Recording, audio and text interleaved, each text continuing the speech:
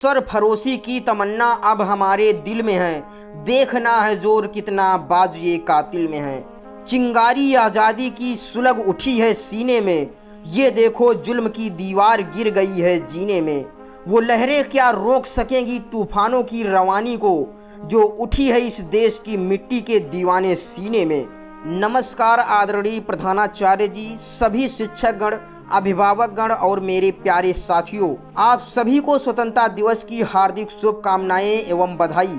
मैं आज खुद को सौभाग्यशाली समझता हूं कि मुझे हमारे भारत देश के 79वें स्वतंत्रता दिवस पर कुछ शब्द कहने का अवसर मिला है।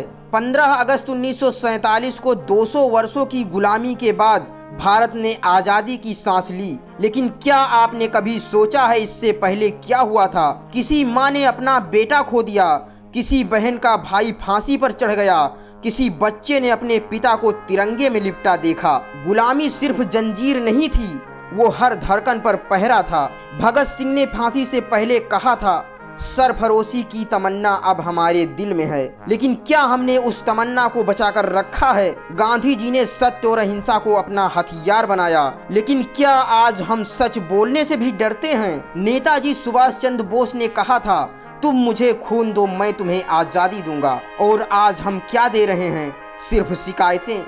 सोचिए, अगर आज भगत सिंह वापस आ जाएं और देखें कि देश में नेता आपस में लड़ रहे हैं, लोग धर्म के नाम पर बंटे हुए हैं, बेटियां आज भी असुरक्षित हैं, तो क्या कह पाएंगे, हाँ हमने जिस भारत का सपना देखा था वो ये है? मेरे दोस्त, ये मत सोचिए कि हम छोटे हैं। हर बड़ा बदलाव एक छोटे इरादे से शुरू होता है। एक ईमानदार छात्र आने वाला ईमानदार अफसर बन सकता है, एक मेहनती बच्चा देश का अगला वैज्ञानिक हो सकता है, और एक इंसान इस देश का सबसे बड़ा हीरो बन सकता है। हम सिर्फ बच्चे नहीं हैं, हम वो बीज हैं फ्यूचर के, जिससे भारत का भविष्य बनेगा।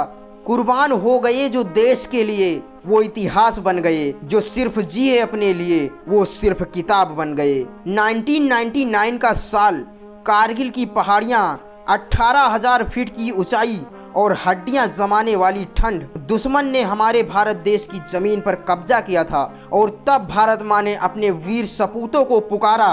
ऑपरेशन विजय, जिसका हर सिपाही जानता था कि नीचे उतरना मुश्किल है, लेकिन फिर भी वो चढ़े। कैप्टन विक्रम वन्ना ने कहा, ये दिल मांगे मोर, और उन्होंने देश के लिए सब कुछ दे दिया।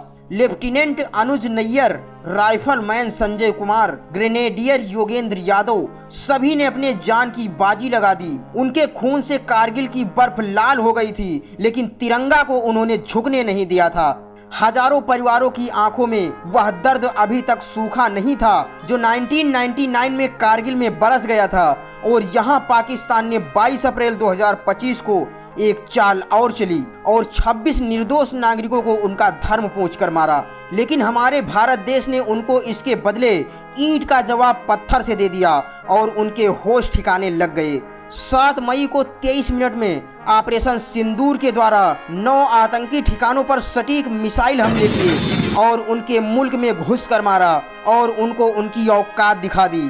धन्य है वो सैन्य बल, धन्य है वो माँ, जिसके सपूत वीरों ने अपने जान की परवाह न करते हुए हमारे लिए अपने जान की बाजी लगा दी। चलो आज सिर्फ भाषण ना दें, एक वादा करें कि हम सच बोलेंगे, हम मेहनत करेंगे और हम इस देश को वैसा बनाएंगे जैसा हमारे शहीदों ने सपना देखा था।